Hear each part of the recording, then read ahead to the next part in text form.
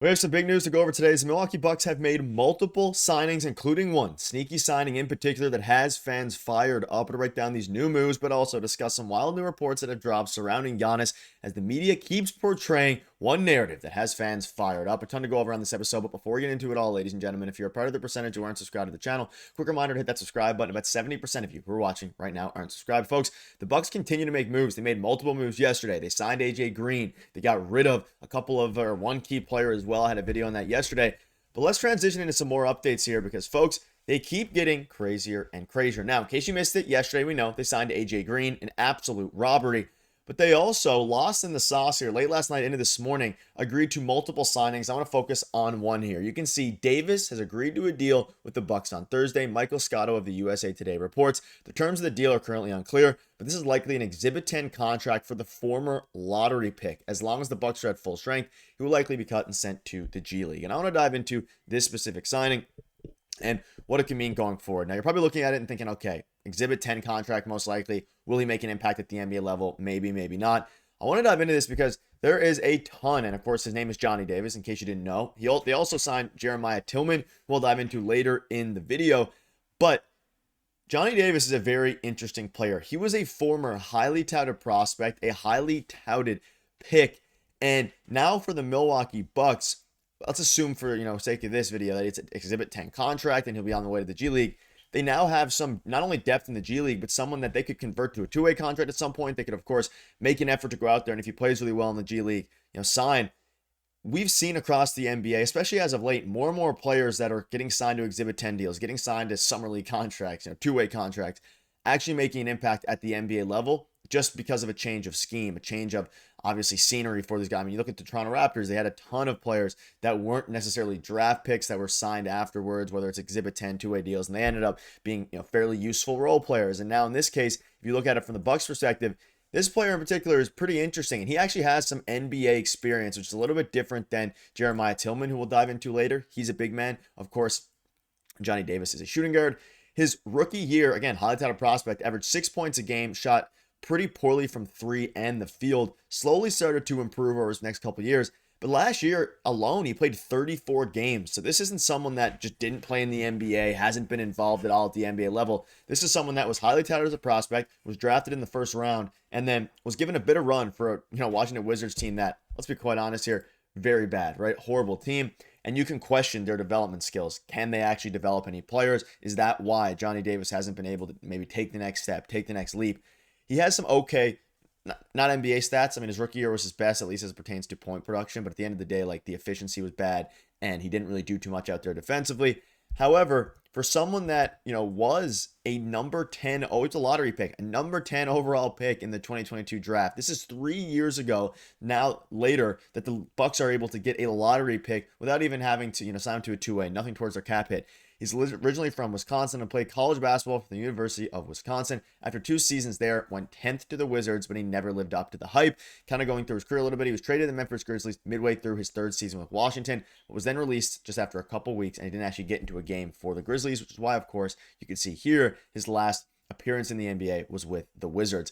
Let me know down below what your thoughts are. Again, I'm pretty high on not necessarily Johnny Davis in particular, but just players that were lottery picks, never really worked out for teams that are known to be pretty poor at developing. In this case, the Washington Wizards, they haven't really developed many of their prospects in a great way, whether that be, a lot of different guys. Sarah, Bilal Kalabi, he's actually pretty good. But Johnny Davis, he could be interesting. 50 games the year before last. I'm not saying that he has to come in here and actually make an impact now, but it's someone you can stash. They have a ton of backcourt depth right now. Not necessarily depth in the sense of elite players, but you have Kevin Porter, Cole Anthony, AJ Green, Gary Trent Jr., all NBA players. Ryan Rollins, who has shown ability to be really, really good in short stints. You have Andre Jackson Jr., who I don't know what his future in Milwaukee looks like, a pretty poor preseason here. But at the end of the day, Johnny Davis, a very interesting name. Keep an eye out on him. We could be talking about this guy in a few months about someone who's kind of soared through the system, went from the G League to a two-way contract, so on and so forth. Now, let's touch on Jeremiah Tillman a little bit. He has bounced around the G League and a handful of non-NBA leagues around the world since going undrafted out of Missouri in 2021,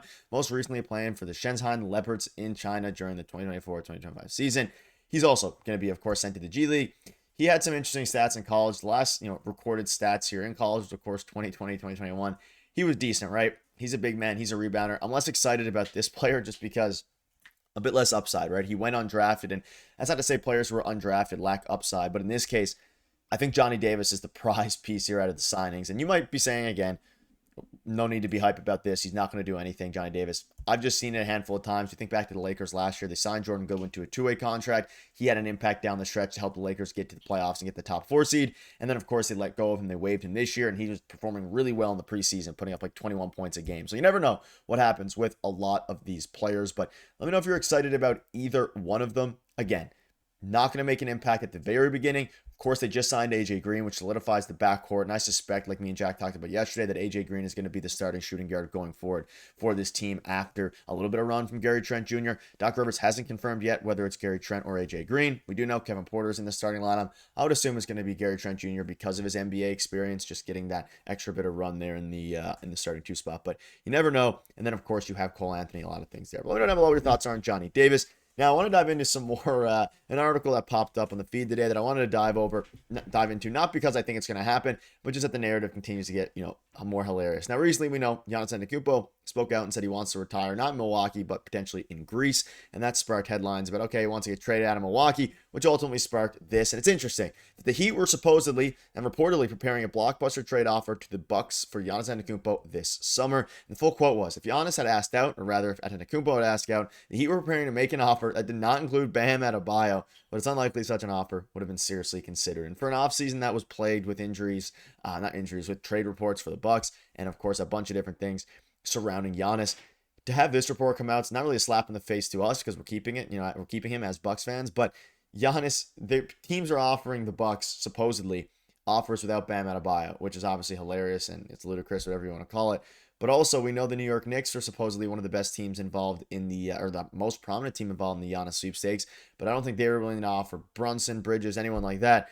Every team wants Giannis without being willing to give up any sort of actual capital. So to have the Heat offer, what are they going to offer? Tyler Hero and Kel'el Ware and picks, I guess, would be their Nikola Jovic and picks. So a bit of a ridiculous report there, but funny nonetheless. And it's good that we're on the side of actually having the superstar rather than trying to acquire him for pennies on the dollar. One final thing before I wrap up, just kind of want to go over the schedule ahead. It's a very busy first week or so of the season. However, you are going up against some good teams. The first 2 teams should be fairly easy. Nothing's easy in the NBA, but Washington and a fairly improved, in theory, Toronto Raptors team with Brandon Ingram and company, but hopefully take care of business against those 2 teams. And then they go against Cleveland, New York, Golden State, Sacramento, Indiana. Back to back to back to back to back. So that's pretty good, right? Obviously, Tyrese Halliburton's not going to be playing at the start of the year, we don't assume. So obviously beyond that, you have the New York Knicks, really good team. Cleveland, really good team. Golden State, really good team. They have Jimmy Butler. It's going to be a tough schedule. Have to take care of business early, and I'm excited to see what new schemes Doc Rivers has drawn up because he said he worked hard on a lot of that stuff in the offseason. And of course, now that they have